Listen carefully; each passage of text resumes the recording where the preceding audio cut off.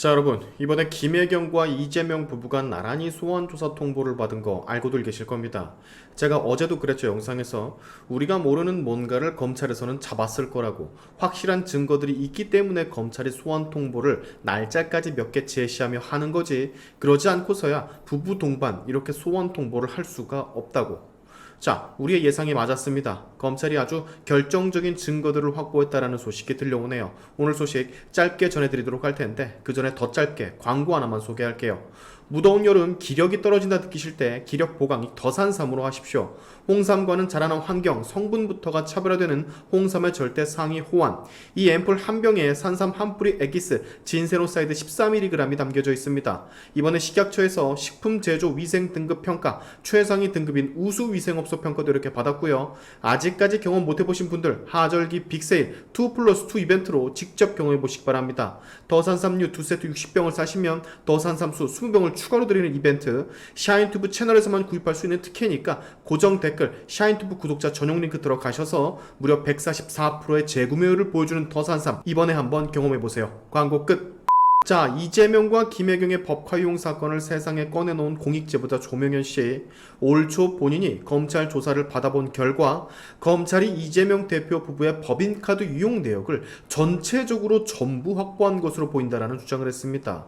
카드 결제한 업소들도 전부 전수조사가 들어가 사진과 같은 구체적인 물증을 검찰이 확보했다라고 하는데요. 총선 전 2, 3월경 검찰에 출석해 조사를 받은 적이 있었는데 그 당시 검찰이 본인에게 물었던 사안은 크게 세 가지: 관용차 무단 사용, 과일값 결제 및 법인카드 유용이었고, 당시 검찰은 경기도청과 관련 업소 수색을 통해서 유용한 금액을 어느 정도 특정한 것으로 보였다라고 합니다. 검찰은 이재명, 김혜경의 법인카드 사용 내역이나 관련 통화 내역을 상당 부분 확보한 상태인 것 같았는데, 그렇게 생각한 이유, 검찰이 본인에게 말로서만 물어본 게 아니라 법인카드 사용 내역을 보여주면서 모월 모일 A식당 B가게에 얼마 계산한 거 맞으시죠? 라는 식으로 물어봤다라는 거예요. 즉, 이런 식으로 물어봤다라는 건 일부 자료 수준을 넘어서 유용된 법인카드 사용 내역 전체를 전부 다 검찰이 확보했다라는 얘기입니다. 조명현 씨는 이렇게 예상을 합니다. 작년 12월 경기도청 압수수색을 했을 때 이 자료가 검찰에게 넘어갔을 거라고. 그래서 당시에 조명현 씨도 반드시 경기도청은 이재명과 김혜경이 쓴 법카 세부 내역이 남아있을 것이기 때문에 압수수색 끊임없이 요청하고 시위까지 했다라 말하고 있습니다. 지금 검찰이 입수한 법인카드 상세 내역 이외에도 해당 카드로 물건을 구입했던 상점들, 가게들의 PC나 휴대전화들을 포렌식해서 상당 부분 복구를 했다라고 알려져 있는데요. 샌드위치나 과일을 구입했었던 가게들은 휴대전화에 물건을 판 기록 장부, 사진 같은 것들을 찍어뒀다가 월말에 도청에 보여주고 결제를 받는 시기였는데, 포렌식을 통해 검찰이 이 같은 사진들을 전부 다 복구를 하고 확보한 것으로 보여진다라고 해요. 즉, 검찰은 입수한 이런 증거들을 바탕으로 해서 어느 정도 범죄 혐의를 특정을 하고 다시 크로스 체킹을 하기 위해서 공익제보자 조명현 씨를 불렀던 거겠죠. 그리고 상당히 많은 부분이 일치하게 되니 이재명, 김혜경의 법카이용 사건은 팩트라 단정을 짓고, 그래, 니들 마지막으로 할 말이 있으면, 변명할 거리 있으면 와서 해봐라 하고 날짜를 지정해 소환 통보를 한 겁니다. 대충 왁구가 잡히시죠? 뭐 거의 빼도 박도 못하는 증거들을 검찰이 확보했다라는 얘기인데, 앞으로 이재명과 김혜경의 대응이 참 궁금합니다. 검찰이 법인카드 세부 내역을 분명 이재명과 김혜경의 조사 때 그들에게 들이밀 텐데, 과연 그것들을 보고 이들이 어떻게 말할지가 궁금해요. 예상컨대 이건 내가 쓴 거 아니다, 배모 씨가 쓴 거다, 우리는 시키지도 않았다, 내가 쓴 게 아닌데 내가 이런 게 있다라는 걸 어떻게 알았겠느냐, 뭐 대충 이렇게 둘러대겠죠.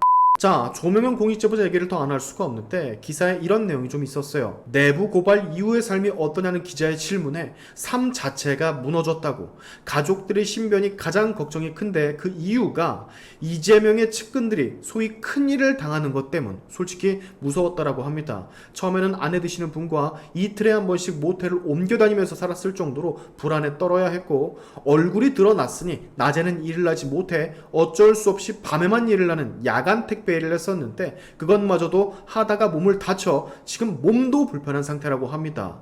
처음 조명현 공익 제보자가 해당 사건을 세상에 알린 게 2022년 1월, 지금이 2024년 7월이니 무려 2년 반 만에 이재명과 김혜경의 이 세금 유용이 본격적 처벌을 드디어 앞두고 있는 겁니다. 아직까지 갈 길이 멀지만 이들을 기소하기 바로 전 통상적으로 거치는 소환 조사까지 한 스텝 밟아 나갔으니 적게나마 조명현 공익 제보자에게 위로가 됐을 거라고 생각이 됩니다. 자, 근데 이것도 얘기를 안 할 수가 없어요.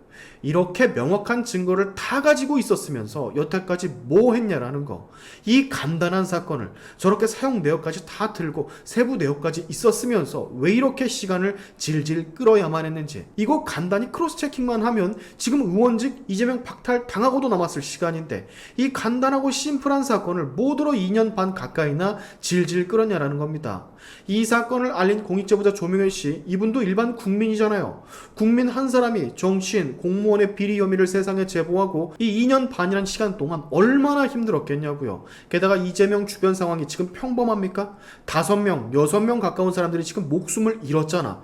그러면 당사자 입장에서 이게 얼마나 불안했겠냐고요. 저였으면 얼굴을 들고 다니지도 가까운 카페에 커피를 마시러 가지도 못했을 것 같습니다. 혹시나 잘못되고 누군가가 날 지켜보고 있을까봐. 근데 증거를 그렇게 가지고 있음에도 불구하고 이렇게 느려도 너무 느리게 이렇게 질질 끌어야만 했던 건지 참 너무 큰 아쉬움이 남아요. 오죽 답답했으면 조명현 공익 제보자가 이렇게 1인 시위까지 하고 그랬겠습니까? 솔직히 이 1인 시위 할 때도 주변에서 어떤 일을 당할지, 누가 툭 튀어나와서 해코지를 하는 건 아닌지 모르긴 몰라도 엄청나게 걱정했을 거라고요. 지금이라도 사건이 진행돼서 다행이기는 하지만 2년 반 동안 질질 끌었던 것에 대해서는 분명 비판을 받아야 한다라고 생각을 합니다. 자, 곧 기소입니다. 법카 유용 사건은 너무 세세한 증거들이 확보가 되어 있기 때문에 이건 피해갈 수가 없어요. 통상적인 소환 조사 절차를 마치고 아마 바로 기소가 될 것으로 예상을 합니다. 그렇게 되면 이제 이재명은 선거법 위반, 위증교사, 대장동 백현동 위례 신도시, 대북 송금, 그리고 법카 유용까지 총 5개의 재판을 받으러 아주 열심히 법원 다녀야 될 판이네요. 사상 초유의 본 적이 없었던 일입니다. 지금쯤 이 법카는 어떻게 대응을 해야 되나 아주 골머리를 싸매고 있을 텐데 열심히 한번 해보세요. 과연 감옥행이 비껴가나. 오늘의 샤인투프 여기까지 하겠습니다. 여러분의 영상 공유는 세상을 밝히는 힘이 되니까 꼭 공유 부탁드리면서 지금까지 제 영상이 좋으셨다면 구독과 좋아요 그리고 알림 설정까지 꼭 한 번씩 눌러주시면 감사하겠습니다. 다음에 봅시다.